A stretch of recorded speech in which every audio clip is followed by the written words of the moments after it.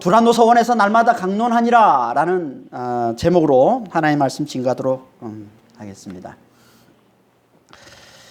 바울은 에베소에 들어와서 이제 요한의 세례밖에 모르는 제자들을 만나고는 그들에게 예수의 복음을 다시 제대로 전해서 예수의 이름으로 세례를 주고 안수해서 성령을 받게 하고는 이제 그 항상 새로운 도시에 들어가면 늘 하던 대로 유대인 회당에 들어가서 석 달 동안 복음을 전했다고 합니다. 이게 이제 8절 말씀이죠.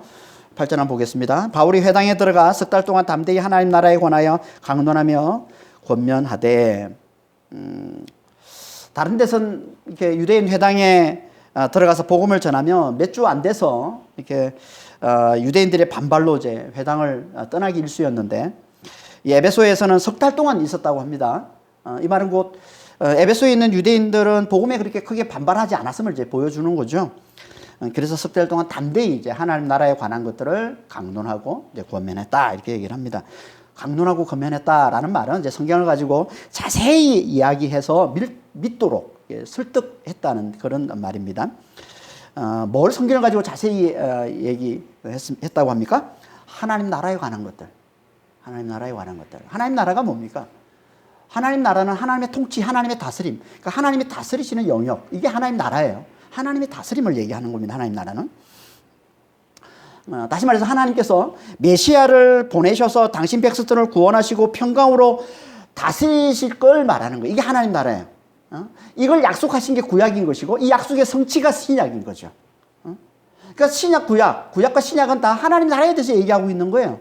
구약은 하나님의 나라, 하나님의 다스리심을 약속하시는 거고, 반드시 하나님께서 메시아를 보내서 하나님의 평강으로 다스리는 날이 올 것이다 라고 약속하고 있는 것이고, 그 약속이 성취된 걸 이제 얘기하고 있는 게 신약인 거예요. 성경은 하나님 나라의 복음인 거예요.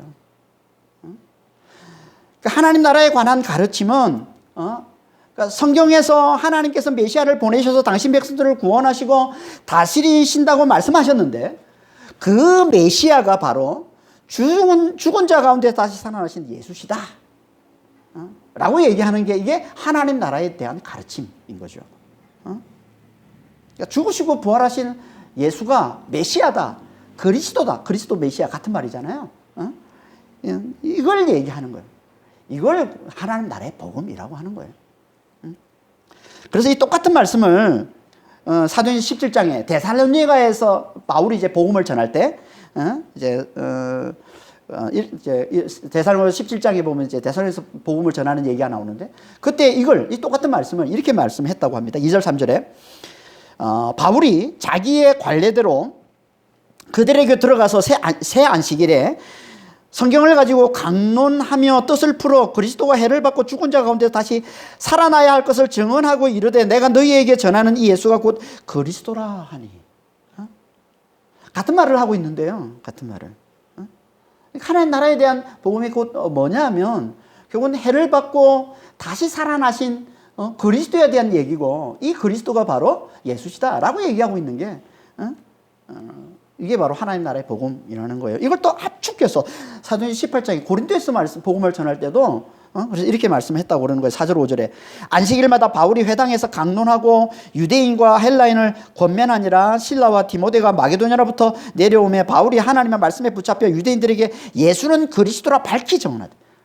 압축하면 뭐냐면 예수가 그리스도다라고 하는 게 이게 곧 하나님 나라의 복음인 것이고, 이게 곧 하나님 말씀이라는 거예요. 예수가 그리스도다 이렇게 말하는 게.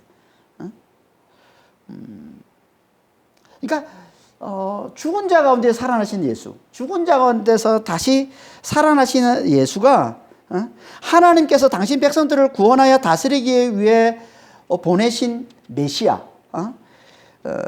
그리스도이시다 라고 얘기하는 이게 하나님 나라의 복음이고, 이게 곧 하나님 말씀의 핵심, 하나님 말씀을 압축하는 이거라는 거야. 예수가 그리스도다.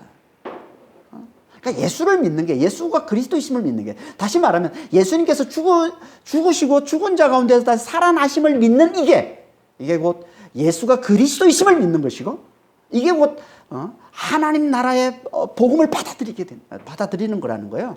그래서 하나님께서 그런 자들을 구원하셔서 하나님께서 평강으로 다스리시는 그 하나님 나라를 살게 해주신다는 겁니다. 이게 하나님 말씀이에요. 그러니까 하나님의 말씀, 하나님 나라의 복음, 예수 그리스도의 복음, 십자가와 부활의 복음, 이거 다 같은 말을 하고 있는 거죠. 같은 말을. 이걸 하나님 나라의 복음이라고도 얘기하고, 이게 예수 그리스도의 복음이라고도 얘기하고, 이게 십자가와 부활의 복음이라고도 얘기하는 겁니다. 다 같은 말을 지금 하고 있는 겁니다. 그러니까 예수께서 죽으시고 부활하시는 걸 잘 믿으면 그게 곧 예수가 그리스도시다라는 것을 믿는 것이 되고, 그러면 그게 곧 하나님께 구원을 받아서 하나님 나라를 사는 자가 되는 것이다. 하나님이 다스리신 하나님 나라를 사는 자가 되는 것이다 라는 겁니다. 이 하나님 나라의 복음을 스탈 동안 회당에서 담대히 가르쳤다는 거예요. 그리고는 그동안 가만히 있던 유대인들이 이제 더 이상 참지 못하고 그 도를 비방하더라는 겁니다. 그게 이제 9절 말씀이죠. 9절 앞부분에 보면 어떤 사람들은 마음이 굳어 순종하지 않고 무리 앞에서 이 도를 비방하거늘. 비방한다는 말은 나쁘게 말하는 거예요. 욕하는 걸 얘기하는 겁니다. 그러니까 바울이 전하는 복음, 예수가 그리스도다. 나사렛 예수, 죽으시고 부활하신 그 예수가 바로 구약에서 그렇게 하나님이 약속하신 그리스도시다라는 이 복음을 욕하더라는 거예요. 비방하더라는 거예요. 말이 안 되는 소리다. 그건 거짓말이다. 그건 하나님을 모욕하는 소리다. 라고 사람들 앞에서, 거기에 모여있는 사람들 앞에서 큰 소리로 비방하고 욕하고 대적하더라는 겁니다. 바울이 복음을 전할 때마다 유대인들 중에 항상 이런 자들이 있어 왔습니다. 앞에서 우리가 계속 살펴봤지만, 에베소에서도 이제 어김없이, 좀 늦긴 했지만, 어김없이 이런 자들이 등장하고 있는 거죠. 그런데 그들이 왜 복음을 받아들이지 못하고, 이게 순종하지 않고 그랬는데, 이 말을 정확히 말하면 설득되지 않는 이런 뜻입니다. 설득되지 않고, 설득되지 않았다는 거예요. 그러니까 복음을 받아들이지 않았다. 그러니까 복음을 받아들이지 않고 비방했는데, 왜 복음을 받아들이지 않고 비방했다고 합니까? 이들이 마음이 굳어서. 마음이 굳어서. 마음이 굳다라는 이 말은요, 마음이 강팍하다는 뜻이에요. 강팍하다는 말은 완고함을 얘기하는 거예요. 고집이 센 것, 이런 말이에요. 마음이 완고한 거예요. 마음이 아주 강팍한 거예요. 고집이 센 거예요. 다시 말하면 이게 무슨 말이에요? 자기 생각이 너무 강하다는 얘기죠. 자기 생각이 너무 강해서 하나님의 말씀을 받아들이지 못하는 거예요. 이게 강팍함이에요. 이게 완고함이에요. 그러니까 우리가 복음을 받아들이지 못하는 이유는, 어떻게 보면 하나님 볼 수 있는 이유는 딱 하나예요. 마음이 굳어 있었어요. 마음이 완고한 거예요. 자기 생각이 너무 강한 거예요. 그게 너무 사로잡혀 있는 거예요. 그럼 절대 하나님의 말씀 받아들이지 못합니다. 유대인들은 무슨 생각으로 이 마음이 완고했을까요? 그들의 전통적인 가르침, 그게 뭐예요? 율법이잖아요. 율법을 잘 지켜서 행위로 구원에 이른다는 게 그들의 가르침이었잖아요. 전통적인 가르침. 그러니까 율법에 대한 고집이 너무 강한 거예요. 율법을 지켜 구원이지 무슨 소리야, 이런 거죠 지금. 그러니까 이게 너무 강하니까 아무리 예수를 얘기하고, 아무리 예수가 죽으시고 부활하셔서 은혜로 우리에게 구원을 베풀어 주신다는 이 은혜의 복음을 아무리 열심히 전해도 그걸 받아들이지 못하더라는 거야. 십자가는 얘기만 하면 이제 걸리는 거예요, 거기에. 십자가는 저주의 나무인데 하나님이 저주하신 자를 다시 살려주신다? 그럼 말이 안 되는 소리다. 그럼 오히려 하나님을 모독하는 거야. 그러면서 복음을 전하는 자를 비방하고 핍박하고 대적하는 거죠. 이게 유대인들의 완고함입니다. 유대인들과는 좀 다르지만, 지금도 사람들은요, 이 완고함 때문에 예수님을 믿지를 못하고 예수의 이 복음을 받아들이지는 못하죠. 자기도 모르게 길들여져 있는 이 생각의 이 완고함이 있어요. 이 세상의 이 사고방식. 세상에 우리도 모르게 길들여져 있는 사고방식이 있잖아요. 어릴 때부터 계속 배워왔고, 전통적으로 우리 조상들로부터 계속 배워왔던 이런 사고방식이 있어요. 사고방식. 전 세계 오랫동안 과거로부터 계속 줄기차게 이 많은 사람들, 세계에 이 들여져 있는 강한 두 가지 사고방식이 있다고 우리 앞에서 17장에서 우리가 자세히 살펴봤는데, 그게 뭐였습니까? 에피쿠로스 학파가 주장하는 쾌락. 모든 사람은 인생은 한 번뿐인데, 이 세상에 한 번 와서 한 번 사는 이게 끝인데, 그러니까 최대한 행복하게, 최대한 즐겁게 사는 게 인생의 최고의 가치라고 주장하는 이 에피쿠로스 학파의 이 쾌락, 또 반대로 스토아 학파의 금욕이죠, 금욕. 자연과 조화를 이루며 사는 게 인간들의 가장 가치 있는 삶이다라고 가르치는 이 금욕, 이 범신도이라고 했죠. 이 두 가지 이 세상에 오랫동안 계속 가르치고 주장해오는 이 두 가지 가르침에 많은 사람들이 여기 젖어 있는 거예요. 그리고 최근 들어서 이제 근대에 들어와서 생겨난 또 하나의 아주 강력한 가르침이 있죠. 그게 뭐예요? 그게 진화론이잖아요. 진화론. 인간은 지금까지 계속 진화되어 왔고 앞으로도 계속 진화되어 갈 것이라는 이 진화론. 이 세상의 이 사상, 세상의 이 주장, 세상의 이 가르침이 너무 견고하고 너무 강하니까 아무리 복음을 얘기해도, 아무리 우리의 죄와 예수의 십자가 대속과 죽은 자 가운데서 부활을 아무리 얘기를 해도 이걸 받아들이지를 못하는 거예요. 이걸 믿지를 못하는 거예요. 이게 이 시대의 왕광. 이걸 깨지 않으면 우리는 절대 예수를 제대로 믿을 수가 없습니다. 어떻게 이걸 깰 수 있을까요? 하나님의 말씀을 잘 들어야죠. 이걸 다 깰 수 있는 방법은 결국은 하나님의 살아계심과 하나님의 다스리심이죠. 하나님 살아계셔 하나님이 다스리신다는 것과 이 세상의 이 유한함, 우리 인생의 이 무력함, 이걸 잘 깨달아야지 우리가 이걸 깨고 나올 수 있는 거지. 아니면 절대 우리가 이걸 여기서 이 완고함을 깨고 나올 수가 없습니다. 이걸 깨게 하는 이 완고함을 이걸 깨우쳐주고 하나님 살아계신 하나님 다스리심과 이 세상의 유한함, 인생의 이 무력함을 깨우쳐주는 게 뭐예요? 이게 하나님의 말씀인 거죠. 하나님의 말씀. 하나님의 말씀은요, 성경적으로만 말씀하고 있는 게 아닙니다. 그러니까 이 성경에서 얘기하는 것만 하나님의 말씀이 아니에요. 하나님은 이걸 깨우쳐주기 위해서 성경적으로도 말씀하시지만 또 세상에서 일어나는 일들로도 하나님 말씀을 하세요. 하나님의 말씀은 성경책만 얘기하는 게 아니에요. 세상에서 일어나는 일들도 하나님의 말씀이에요. 그래서 로마서 1장 20절에 이렇게 말씀하고 있는 거잖아요. 로마서 1장 20절. 창세로부터 하나님의 보이지 않는 영원한 능력과 신성이 그가 만드신 만물 속에 분명히 보여 알려졌나니. 무슨 말이에요? 만물을 통해서도 하나님 말씀하신다는 거예요. 그래서 성경에서는요, 이 말씀이라는 이 단어와 이 사건, 일이라는 이 단어가 같은 단어로 쓰는 거예요. 히브리어로 성경은 원래 구약 하나밖에 없었습니다. 성경에서 말하는 성경은. 그러니까 성경에 히브리어로 되어 있는데, 히브리어에 이 말씀이라는 단어가 다바르예요, 다바르. 이 다바르가 말씀이라는 단어도 뜻도 되지만, 또 사건, 일이라는 뜻도 됩니다. 그러니까 하나님의 말씀하셔서 이루어진 일, 사건, 이게 다바르예요. 같은 단어를 쓰는 거예요. 그러니까, 하나님의 말씀은 그냥 성경책에 기록되어 있는 이 글자만 하나님의 말씀이 아니라 세상에서 일어나고 있는 일들도 하나님의 말씀이라는 겁니다. 그러니까 지금 전 세계를 뒤덮고 있는 이 코로나 재앙도 결국 뭐라는 거예요? 결국 우리에게 하나님께서 진리를 깨우치기 위해서 하시는 말씀이라는 거예요. 세상과 이 인생의 많은 사람들이 세상은 무한하고 인생은 대단한 존재라고 여기고 있는 이 교만함을 하나님이 깨뜨리시고 우리의 이 무력함, 이 세상의 이 유한함을 깨우쳐 주시는 하나님의 말씀으로 하나님께서 우리에게 보여주는 게 이게 솔직히 지금 우리가 모든 사람들이 너무나 힘겹게 싸우고 있는 이 코로나 재앙이 그러는 겁니다. 그러니까 세상에는 절대 우연이라는 게 없는 것이고 하나님과 상관없는 일은 세상에 일어나지 않습니다. 그 가운데 반드시 하나님께서 우리에게 주시는 말씀이 있어요. 우리는 그 말씀을 들어야 되는 거예요. 그 말씀을. 이 말씀을 들어야 우리의 완고함이 깨지는 겁니다. 하나님 이 말씀을 잘 들어야 우리의 이 완고함이 깨지는 거예요. 이 말씀을 잘 들어야 우리의 마음이 부드러워지는 거예요.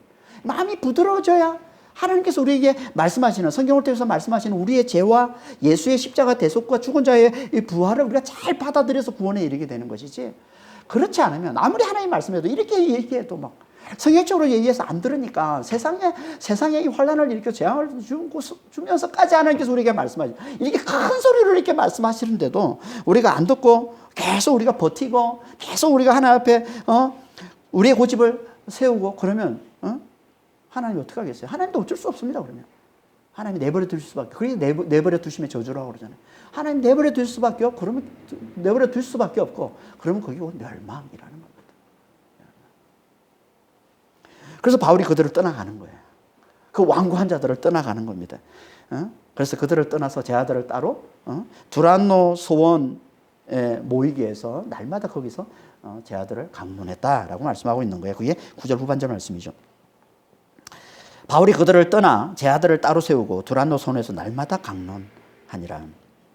그러니까 바울은 제자들이 누구겠어요? 우리가 처음에 들어오자마자 예수의 복음을 다시 제대로 가르쳐서 성령을 받게 한 12명, 당연히 12명의 제자들과, 그리고 이 석 달 동안 유대인 회당에서 바울이 열심히 가르칠 때 그 복음을 잘 받아들인 자들을 얘기하는 거겠죠. 그러니까 이들을 이제 따로 이 완고한 이 유대인들, 양고한 자들과 분리시켜서 이들만 따로 두란노 소원이라는 곳에 회당 밖에 두란노 소원이라는 곳에서 따로 모여서 날마다 그들에게 말씀을 가르치고 복음을 전했다라고 말씀을 하고 있는 겁니다. 두란노 소원, 이 두란노라는 이 말은요, 두란노라는 단어의 뜻은 독재자, 폭군 이런 뜻이에요. 두란노라는 단어의 뜻은. 근데 원래는 이 단어가, 원래는 이게 퀴리오스라는 단어의 이 사투리 격인데, 이 주권자라는 뜻입니다. 주권자. 그게 이제 나중에 뜻이 좀 더 이렇게 좁아져서 폭군, 뭐, 독재자는 의미로 주로 많이 쓰이지만, 원래는 그런 의미입니다. 주권자 이런 뜻입니다. 많은 신학자들은 이제 이 두란노를 뭐로 이제 보냐면, 당시에 한 철학자의 별명으로 봐요, 별명. 철학자나 또는 수학자, 이제 선생, 이제 학생들을 모아놓고 가르치는 철학자가 있었고, 이제 어느 수학자나 이런 사람이 있었는데, 그 사람의 별명으로 보고 있습니다. 그리고 소원이라는 거는 학교를 말하는 거예요. 여기 스콜레라는 이 단어에서 나온 게 우리가 지금 쓰고 있는 스쿨이라는 단어예요. 소원이라는 단어가 스콜레인데, 여기서 이제 스쿨이라는 단어가 나왔죠. 원래 이 단어의 뜻은요, 여가, 이런 뜻, 일이 없으면 자유라는 뜻입니다. 그러니까 학교가 진짜 우리가 제대로, 학교가 진짜 배워들 게면 자유예요. 이 스쿨이라는 단어 자체가 원래 자유에서 나옵니다. 자유를 누리는 곳이 돼야 돼, 학교는. 진짜. 아무튼, 이건 이제 여기, 이건 이제 여기서는 이제 강의실, 이 두란노라는 이제 학자가, 어느 철학자가 운영하고 있는 이제 강의실, 학교로 이제 보고 있는 겁니다. 그러니까 두란노 소원은 두란노라는 별명을 가진 한 철학자가 운영하는 그런 강의실로 보면 되는 거죠. 이 강의실을 빌려서 바울이 날마다 강론했다라고 얘기합니다. 당시 에베소는요, 한낮이 너무 더워요. 그래서 일을 못해요, 한낮에는. 강의도 못해요. 그래서 보통 강의실이 오전에 다 마칩니다. 오전 11시까지 다 마치고, 오전 11시부터는, 오후 4시까지는 이제 점심 식사하고, 또 낮잠을 자고, 그 지역은요, 낮잠 자는 게 일상이에요. 우리는 낮잠 자면, 우리는 좀 이게 생소하지만, 그쪽 지역은 낮잠을 자요, 일상적으로. 그래서 그 시간, 한낮이 더울 때는 점심 먹고 낮잠을 자고 쉬는 시간을 갖습니다. 오후 4시까지. 그리고 좀 더 이제 서늘해졌을 때 다시 또 일을 하고 하는 그런 환경인 거죠. 그러니까 오전 11시부터 오후 4시까지는 강의실이 비어 있는 것이고 쓰지 않고 있는 것이고, 당연히 그때 강의실을 빌려서 쓸 수가 있었던 거죠. 그래서 이제 우리 한글 성경이 인용하고 있는 사본에는 안 나왔지만, 다른 사본에 보면 이 말씀을, 본문의 이 말씀을 어떻게 말씀하고 있는, 다른 사본에는 바울이 날마다 오전 11시부터 오후 4시까지 두란노 서원에서 강론했다 이렇게 말씀을 하고 있어요. 그러니까 바울은 오전 일찍 일을 마치고, 일을 안 하지 않았겠죠. 바울은 항상 일을 했으니까, 텐트 메이커 일을 했으니까, 일을 하고 마치고는 다른 선생들이 너무 더워서 강의를 할 수 없는 시간에 강의실을 빌려서 날마다 제자들을 가르쳤다는 겁니다. 오전에 일찍 일을 마치고 두란노 소원에 와서 하루에 어떻게 보면 가장 더운 시간, 사람들은 더워서 강의를 하지 않는 그 시간에 두란노 소원에 와서 오전 11시부터 오후 4시까지 5시간 매일 5시간씩 제 아들을 가르치고 양육했다는 건요, 그것도 2년씩이나 2년 동안 그랬다고 그러잖아요. 10절에 보면 2년 동안. 이거는 엄청난 일입니다. 엄청난 일. 웬만한 신학교보다 더 많은 양육, 더 집중적으로 더 많은 시간을 양육했다는 거죠. 뭘 보여주는 겁니까? 바울의 체력도 대단했어요. 사역을 잘하려면 체력 관리도 잘해야 되는 게 맞아요. 바울은 체력도 참 되게 좋았던 것 같아요. 무엇보다 뭘 보여주는 겁니까? 말씀에 대한 열정이 너무너무 대단해서 보여주는 거죠, 바울이. 말씀 사역에 대한 열심이 엄청났음을 보여주는 겁니다. 그러니까 다시 말해서 바울은 제 아들을 말씀으로 양육하는 이 말씀 사역을 너무너무 중요하게 여긴 거예요. 그러니까 여기에 올인한 거예요, 그냥. 생각해보세요. 매일 5시간씩 제자들을 가르치는 일, 다른 거 할 수 있었겠습니까? 오전에 일을 하고, 또 한낮에 그 더운 시간 5시간을 제 아들을 양육하는 시간을 쏟고, 진행을 다 쏟아내주고, 매일같이. 그러니까 모든 걸 거기에 다 쏟았다는 거예요. 제자 양육에, 말씀 사역에, 말씀을 가르치는 일이에요. 왜 그랬을까요? 왜? 두 가지 이유 때문에 그렇습니다. 한 가지는요, 그래야 제 아들의 영혼이 강해지고 그들의 믿음 위에 굳게 설 수 있기 때문에. 지난 시간에도 우리가 함께 살펴봤지만, 우리의 영혼은요, 하나님을 높이는 하나님의 말씀을 많이 들어야, 자주 들어야, 계속 들어야 강해진다고 했습니다. 하나님을 높이는 말씀. 하나님이 진짜 크신 분이야. 하나님이 진짜 강하신 분이야. 하나님이 진짜 위대하신 분이야. 그리고 진짜 그분은 사랑이 많으시고, 그분은 정의이 많으시고, 그분은 은혜가 많으신 분이야. 그래서 마침내 그 큰 사랑과 그 큰 능력으로 이 세상의 악을 하나님 철저히 멸하시고, 반드시 당신을 믿는 당신의 백성들을 구원해 내셔서 평강으로 영원토록 다스리시는 그 하나님 나라를 반드시 세우실 거야. 이게 곧 뭐예요? 이게 하나님 나라의 복음이고, 이게 곧 예수 그리스도의 십자가 부활의 복음이잖아요. 이걸 계속 들어요. 자주 들어요. 어떻게 된다고요? 우리의 영혼이 강해지고 우리가 믿음 위에 굳게 서서 세상을 이기는 삶을 잘 살아낼 수 있다는 겁니다. 하나님의 크심을 자주 들어요. 하나님의 강하심을 자주 들어요. 그러면 이겨내요. 세상이 아무리 큰 소리를 쳐도, 아무리 세상이 우리에게 크게 위협을 해도, 우리가 하나님의 크심만 우리가 제대로 알고 있으면, 이 크심만 우리가 제대로 자주 듣고 있으면, 우리는 반드시 세상을 이기는 삶을 살아낼 수 있습니다. 그래서 성령께서 임하시면 제일 먼저 어떻게 하신다고요? 방언과 예언의 은사를 주신다는 겁니다. 방언과 예언의 은사가 뭐라고 했습니까? 방언은 못 알아듣는 말로 내 영혼이 하나님을 높이는 걸 말하는 것이고, 예언은 알아듣는 말로 교회가 하나님을 높이는 걸 말하는 거예요. 그러니까 이건 무슨 말이에요? 안팎으로 하나님을 높이는 자가 되라고 주신 거. 이게 방언과 예언의 은사라는 거예요. 안팎으로 하나님을 높이는 자가 되라고. 이렇게 안팎으로 하나님을 높이는 자가 되는 거예요. 이게 성령께서 오신 목적인 것이고, 이게 성령 받은 자의 정체성이에요. 우리가 성령 받은지 안 받은지 뭐로 분별을 해요? 저 사람이 하나님을 잘 높이는 자, 하나님을 잘 높이는 자인지 그거 보고 판단하는 거예요. 그 안에 성령이 역사하는 자면 하나님을 높이는 자가 되는 거예요. 하나님을 높이는 삶을 잘 사는 게 되는 거예요. 이게 하나님의 자녀들이라는 거예요. 이게 제대로 예수를 믿는 예수의 제자들이라는 겁니다. 이걸 이제 성경을 가지고 아주 체계적으로 자세히 잘 배우고 익혀서 내 생각과 내 말과 내 행동에 스며들게 하는 것. 그래서 삶을 통해서 이걸 잘 드러내도록 하는 거예요. 이게 이게 말씀 사역인 겁니다. 그러니까 우리가 성경 전체를 오가면서 우리가 뭘 배우냐면 하나님 나라의 복음을 배우잖아. 하나님의 결국은 다스리실 것이다. 하나님의 크신 분이고 강하신 분이고 너무나 사랑이 많으신 그 하나님께서 반드시 세상 악을 멸하시고 반드시 하나님의 나라를 세워서 영원토록 하나님이 다스리는 나라를 반드시 세우실 것이라는 이 하나님의 크심, 하나님의 높으심을 성경 전체를 오가면서 우리가 잘 배우고 익혀서 그걸 내 생각과 내 말과 내 행동에 스며들게 만드는 거야. 그 삶을 통해서 하나님의 높으심을, 하나님의 크심을 드러내는 삶을 살게 하는 거야. 이게 말씀 사역인 거예요. 그러니까 우리가 말씀 배우는 목적은 이거예요. 이게 말씀 사역인 겁니다.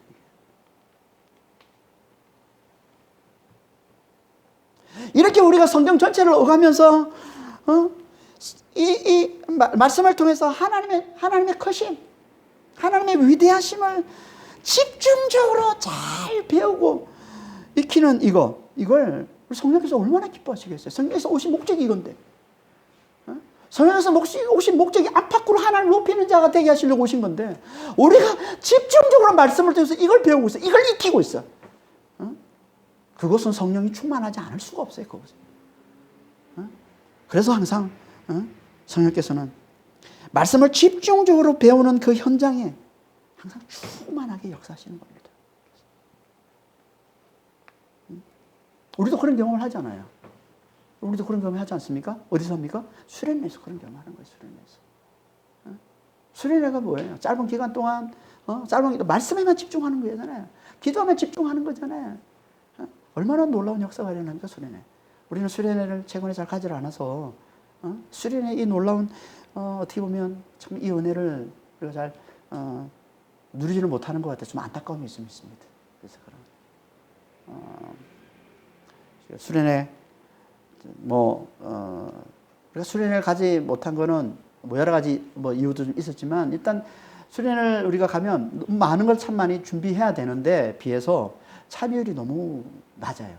대부분 참여를 못하니까 어쩔 수 없이 우리가 가지 못하고 대신 이제 우리가 주일 예배에 말씀에 집중하자.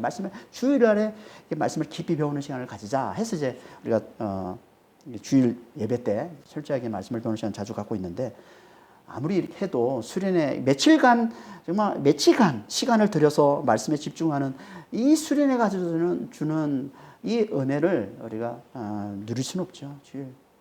저는 가능하면 수련회를 했으면 좋겠고, 진짜 제가 원하는 건 이 두라노소원처럼, 바울의 이 두라노소원처럼 진짜 좀 오랜 기간 동안 말씀과 기도에만 집중하는 이런 시간들을 좀 가지는 것. 이게 진짜 제가 진짜 바라는 겁니다. 이걸 맛보는 게 이게 수련회예요. 이거 맛보는 게. 그래서 수련회만 가도 일정 기간도 짧은 기간이지만 3박 4일 2박 3일 3박 4일의 이 짧은 기간이지만 이 기간 동안 이 말씀과 기도에 집중하는 것만으로도 성령께서 얼마나 놀랍게 역사하시는지를 몰라요. 저는 진짜 수련회를 통해서 정말 성령 충만함을 매번 저는 수련회 때마다 성령 충만을 경험합니다. 저만 그런 게 아니라 신실한 주님의 사람들이라면 다 이제 경험하는 거죠. 저는 신유의 은사도 경험하고요. 진짜 제가 안진뱅이를 일으킨 일도 수련회 때 일어난 일이거든요. 그리고 말씀의 이 지혜의 말씀, 이 지식의 말씀을 하나님이 부어주신 걸 경험하는 건 수도 없이 많고 너무너무 저는 막 수련회 때 이렇게 막 말씀을 가르치고 또 성경부를 인도하고 하면 정말 내가 진짜 이런 지혜가 내게서 나온 거 맞아? 싶을 정도로 막 너무 놀라운 지혜들을 경험할 때 참 많습니다.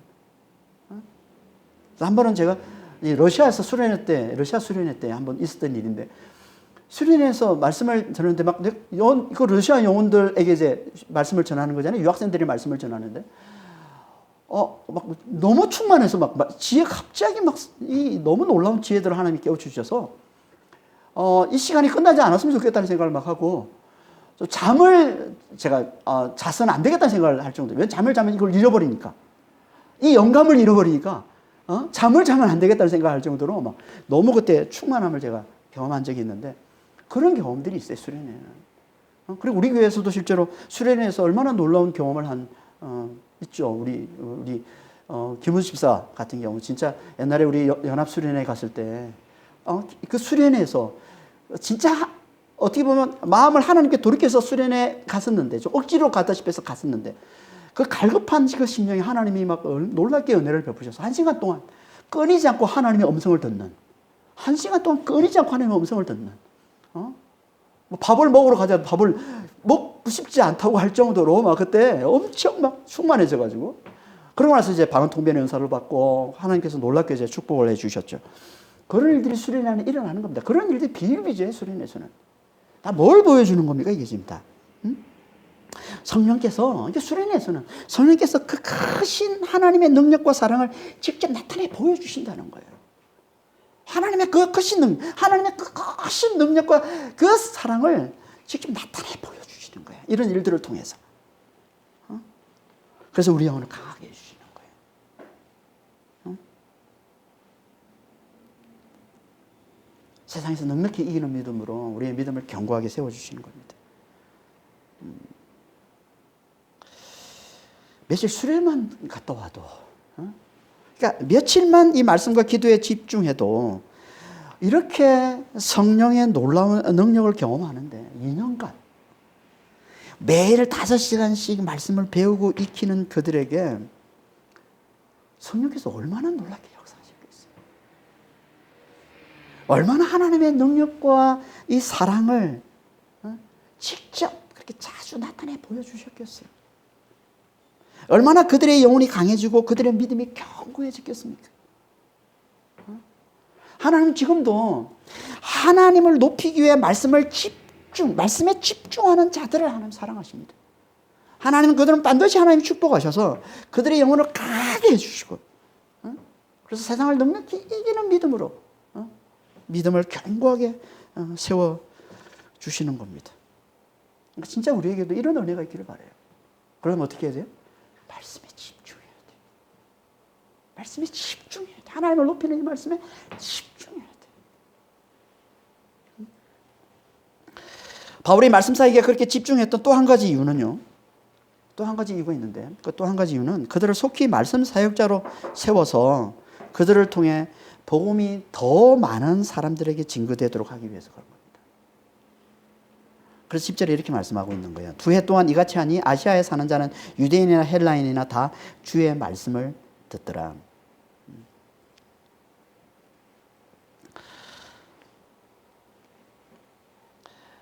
여기 보면 2년 동안 두란노 소원에서 바울이 그렇게 말씀사에게 집중하자, 제 아들이 그렇게 성경 전체를 오가며 말씀을 철저하게 잘 배우자 아시아에 있는 모든 사람들이 주의 말씀을 다 들었다는 거예요. 아시아는 넓은 지역이에요. 꽤 넓은 땅인데 그곳에 있는 사람들이 다 예수의 복음을 듣고서 예수를 믿는 자들이 많이 나왔다는 얘기죠. 아니, 바울은 에베소의 이 두란노 서원에서만 말씀을 가르친 것 뿐인데 어떻게 아시아의 모든 곳에 그 복음이 다 전해졌을까요? 어떻게? 그건요, 두란노 서원에서 그렇게 철저하게 말씀을 배운 제자들이 나가서 그 복음을 전했기 때문에 그러는 거예요. 다시 말해서 에베소에 있는 이 제자들이 바울의 이 두란노 서원에서 말씀을 철저히 배우고는 에베소에 나가서 복음을 전한 거예요. 에베소에는 누가 주로 있습니까? 에베소에서는요, 모든 지역에서 모였던 사람들로 가득했다고 그랬죠. 왜? 그것은 이 아시아의 수도요, 중심 도시요, 또 아시아와 유럽을 이어주는 관문 도시라고 그랬습니다. 그러니까 무역을 하려는 사람들, 여행하려는 사람들, 이런 사람들이 수없이 모여서 지내고 있는 곳, 이것이 에베소인데 그들에게 가서 복음을 전하고 그들이 이 복음을 듣고서 바울이 있는 이 두란노 서원에 와서 바울로부터 그 복음을 더 확실히 배우고는 다 자기 고향으로 돌아가서 자기 고향에 있는 사람들에게 복음을 전했기 때문에 그런 겁니다. 그래서 바울은 두란노 서원에서만 열심히 복음을 가르친 것밖에 없는데 그 복음이 아시아 전 지역에 전해져서 그들이 다 복음을 들었다라고 말씀을 하고 있는 거예요. 그러니까 두란노 서원이 그 뭐였다는 겁니까? 두란노 서원은 말씀 사역자들을 양성하는 신학교요. 또 그들을 아시아의 각 도시로 파송하는 선교 기지였던 거예요. 두란노 서원이. 그렇게 해서 생겨난 교회들이 성경에 나오는 그 요한계시록에 나오는 7교회를 비롯해서 7교회가 뭐예요? 서머나, 버가모, 두아디라, 사데, 빌라델비아, 라우디게아, 이 7교회잖아요. 그리고 라우디게아 옆에 있는 골로새 교회. 이 교회들인 거예요. 이 교회들은 다 에베소의 주변에 있는 도시들입니다. 제가 지도 잠깐 보면,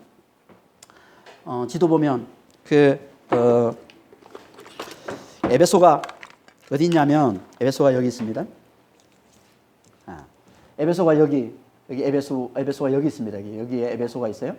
에베소가 있는데, 에베소 위쪽에 여기에 서바나입니다.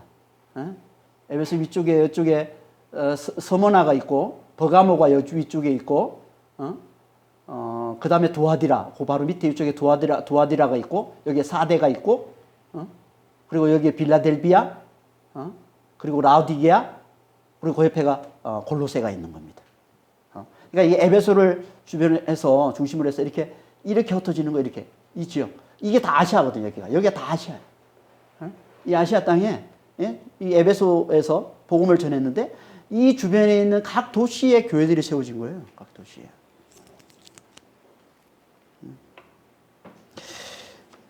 바울은 에베소에서만 있습니다. 이 도시들 방문한 적이 없어요. 근데 이 도시들의 교회가 세워지고, 그리고 우리가 성경을 보면, 신약에 보면은 바울이 이 교시에 방문한 적도 없는데 이 도시들 교회 세워진 교회 편지를 그게 골로새 교회잖아요. 골로새 교회. 교회에서 골로새서. 그리고 또 다른 편지에 보면은 라우디게아 교회에 문안하라. 라우디게아 교회에 대해서도 그들의 믿음을 이렇게 격려하고 하는 그런 모습이 보이는데 방문한 적도 없어요. 그런데 여기 이 교회들이 어떻게 세워졌겠습니까? 당연히 두란노 서원에서 바울로부터 복음을 확실히 배운 이 제자들이 그곳까지 가서 복음을 전하고 교회를 세웠다는 얘기가 되는 거죠. 그래서 온 아시아에 교회가 든든하게 세워지게 된 것, 이게 바울의 두란노 서원 말씀 사역의 열매였던 거예요. 그러니까 말씀에 집중하는 이 말씀 사역이 가져다 주는 두 가지 놀라운 열매가 뭡니까? 하나는 우리의 영혼이 강해지는 거예요. 그리고 세상을 넉넉히 이기는 믿음을 우리가 가지게 된다는 거예요. 그러니까 말씀에 집중하니까. 그리고 또 한 가지가 있는데 그게 뭡니까? 더 나아가서 이웃들에게 복음을 전가하게 된다는 거예요. 담대히 복음을 잘 전가하게 된다는 거예요. 말씀에 집중하니까. 지금도 마찬가지입니다. 하나님은요, 말씀에 집중하는 교회를 들어서 성령으로 충만케 하셔서 먼저 그 영혼을 강하게 하시고, 그래서 세상을 넉넉히 이기는 자가 되게 해주시고, 그리고는 그 이웃들에게 담대히 복음을 증거하게 해주시는 겁니다. 그래서 하나님 나라를 확정하고 하나님 백성들을 온전히 구원해내는 이 하나님의 뜻을 이루어내시는 것, 이게 말씀 사역인 거예요. 말씀 사역. 그러니까 우리는 말씀 사역만 잘하면 돼요. 그러니까 우리는 진짜 말씀에만 집중하면 돼요. 그러면 성령께서 반드시 역사하셔서 우리를 강하게 하시고 담대히 복음을 전하게 하셔서 하나님의 뜻을 온전히 이루어내시는 겁니다. 그래서 말씀 사역에 집중하는 바울에게 놀라운 능력이 나타났다고 그러는 거예요. 그게 11절 12절 말씀이에요. 하나님의 바울의 손으로 놀라운 능력을 행하게 하시니 심지어 사람들이 바울의 몸에서 손수건이나 앞치마를 가져다가 병든 사람에게 얹으면 그 병이 떠나고 악기도 나가더라. 성경에서 사도들이 귀신을 쫓고 병을 고치는 등의 능력을 행하는 건 다 뭐예요? 성령의 은사, 성령의 나타나심이죠. 성령의 나타나심. 그래서 고린도전서 12장 9절 10절에 이렇게 말씀하고 있는 거예요. 어떤 사람에게는 한 성령으로 병 고치는 은사를, 어떤 사람에게는 능력 행함을 주시나니. 다 성령이, 그러니까 귀신을 쫓고 병을 고치고 하는 이것들은 다 성령에 나타나요. 성령의 은사예요. 성령이 나타나시는 거예요. 그러니까 여기 능력이라고만 해도 되는데 굳이 놀라운 능력. 놀라운 능력이라는 이 말은요, 놀랍다는 이 단어는 정확히 번역을 하면 일반적으로 받지 않는, 일반적으로 얻지 못하는 그런 능력, 이런 말이에요. 여기 놀라운이라는 의미가. 그러니까 능력이라고만 해도 되는데, 능력을 나타내서 이렇게 해도 되는데, 놀라운, 일반적으로 얻지 못하는 놀라운 능력, 신기한 능력이 나타났음을 지금 강조해서 말씀을 하고 있는 거죠. 왜 그렇습니까? 그건 그 다음에 나오는 12절 말씀을 12절 말씀을 설명하려고 그러는 거예요. 신기한, 너무나 놀라운 능력이 나타나는데 그게 뭐냐면, 손수건이나, 바울에게서 손수건이나 앞치마를 가져가서 병든 자에게 얹기만 해도 병이 떠나가고 귀신이 떠나가고 하는 그런 일들이 나타나더라는 거예요. 너무나 놀라운 능력이 나타났다는 거죠. 왜 바울에게 이런 놀라운 능력이 나타나게 하셨을까요? 하나님께서. 왜 성령께서 이렇게 놀라운 능력을 나타내 주셨을까요? 바울을 통해. 그 이유는 두 가지입니다. 하나는 우리가 다음 주 자세히 살펴보겠지만, 당시 에베소에는요, 마술적 치유가 성행했습니다. 마술적 치유. 그래서 이 에베소 사람들에게 그 마술의 능력보다 훨씬 더 강한 능력이 하나님의 능력임을 나타내 보여주기 위해 하나님께서 바울에게 이 놀라운 능력을 나타나게 하셨다는 겁니다. 그리고 또 하나가 있는데요. 그건 뭐냐면, 바울과 제자들에게 하나님의 크신 능력과 사랑을 직접 나타내 보여주심으로 그들의 영혼을 더 강하게 해서 더 담대하게 이 주의 복음을 증거토록 하기 위해서 그런 겁니다. 이게 말씀에 집중하는 교회에게 주시는 하나님의 놀라운 능력, 하나님의 놀라운 축복인 겁니다. 우리도 말씀에 집중할 때 성령께서 하나님의 크신 능력과 사랑을 직접 나타내 보여주심으로 우리 영혼을 강하게 주시고 그래서 세상을 이 능력이 이기게 해주시고, 그리고 더 나아가서 담대히 복음을 전하게 해주신다는 거예요. 그러니까 우리도 에베소 제자들처럼 그렇게 정말 말씀에 집중하는 교회가 되기를 바랍니다. 우리 하나님이 간절히 원하시는 거예요. 이거예요. 말씀에 집중하는 교회. 말씀에 집중하는 교회. 우리가 수련회나 이런 뭐 성경학교나 이런 것들을 통해서 오프라인으로 자주 이렇게 함께 모여가지고 정말 말씀을 철저하게 배우는 이런 시간을 가지면 뭐 더할 나위 없이 좋겠지만 그게 안 되면 온라인으로라도 우리 하나님 우리가 진짜 말씀에 집중하는 자, 말씀에 집중하는 교회가 되기를 원하세요. 요즘 시대가 너무 좋아졌잖아요. 마음만 있으면 누구든지 얼마든지 SNS를 통해서 우리가 말씀을 배우고 말씀을 익힐 수 있는 너무너무 좋은 환경이 있습니다.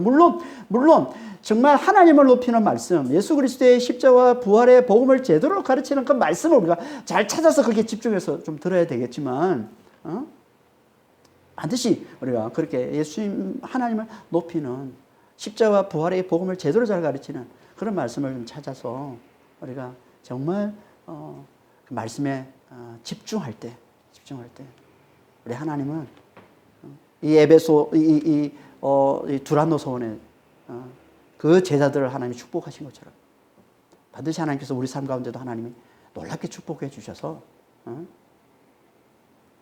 하나님이 그 놀라운 능력을 나타내 주시고 성령으로 나타내 주셔서 우리 영혼을 강하게 해주시고 세상을 넉넉히 이기는 믿음으로 우리를 견고히 세워주시고 담대히 세상에 나가 복음을 증거하는 삶을 살게 해주시는 거예요. 우리 하나님은 지금도 정말 우리가 말씀을 제대로 배워서 하나님 높임이, 하나님의 크심, 하나님의 이 높으심을 우리의 생각, 우리의 말, 우리의 행동에 스며들게 만들기를 원하세요. 그래서 삶을 통해서 하나님의 높으심을, 하나님의 크심을 그냥 잘 드러내는 삶을 잘 살아내고 이게 제자들이거든요. 이런 삶을 살고자 하는 자에게 성령은 함께하지 않을 수가 없어요. 가장 성령께서 원하시는 자들이 그런 하나님의 성령이 가장 기뻐하시는 자들이기 때문에 그들에게 하나님 반드시 성령께서 반드시 함께하셔서 놀랍게 역사하시고 충만하게 역사하셔서 하나님의 놀라운 그 크신 사랑과 능력을 직접 나타내 보여주심으로 우리의 삶을 통해서 여러분 한번 해보세요. 말씀에 집중해보세요. 성령께서 반드시 하나님의 그 크신 능력과 그 사랑을 직접 나타내 보여주실 겁니다. 그래서 우리 영혼을 더 강하게 해주시는 거예요. 야, 진짜 하나님의 사랑이시구나. 진짜 하나님 그 크신 하나님, 그 놀라운 능력하신 그 하나님이 나와 함께 하시는구나 라는 것을 확실하게 우리에게 깨우쳐 주셔서 아무리 세상이 코로나 재앙이 뒤덮고 이렇게 모든 전 세계 사람들을 두려움에 떨게 만들고 있다 할지라도 우리가 그 앞에 기죽지 않고 그 앞에 정말 하나님의 능력으로 넉넉히 이기는 삶을 잘 살아내게 해주시고요. 더 나아가서 이 놀라운 이 복음을, 이 엄청난 이 복음을 이 세상에 담대히 증거하는 그런 삶을 살게 해주실 겁니다. 그런 믿음의 성도들이 다 되시길 예수님으로 축원합니다. 기도하겠습니다. 하나님 아버지, 바울의 두란노 소원에서 에베소 제자들이 그렇게 말씀에 집중했던 것처럼 그래서 성령께서 놀라운 능력으로 함께 하셔서 그들의 영혼을 강하게 하시고 세상을 넉넉히 이기게 하시고 그래서 담대히 세상에 나아가 복음을 전거해 주셨던 것처럼 아버지 하나님 우리도 그렇게 정말 말씀에 집중하는 자가 되게 해주셔서 아버지 하나님 정말 우리 삶 가운데 성령의 능력으로 충만하게 해주시고 하나님의 그 크신 능력과 사랑을 직접 나타내 보여주심으로 아버지요 정말 우리의 믿음이 우리의 영혼이 더 강해지고 우리의 믿음이 더 견고해져서 아버지 세상을 넉넉히 이기는 삶 잘 살아내게 도와주시고 더 나아가서 아버지요 정말 이 놀라운 이 능력의 이 복음을 세상에 잘 증거하는 삶을 사는 저희들 다 될 수 있도록 주님 축복해 주시고 인도하여 주시옵소서. 감사하며 우리 주 예수 그리스도로 기도합니다.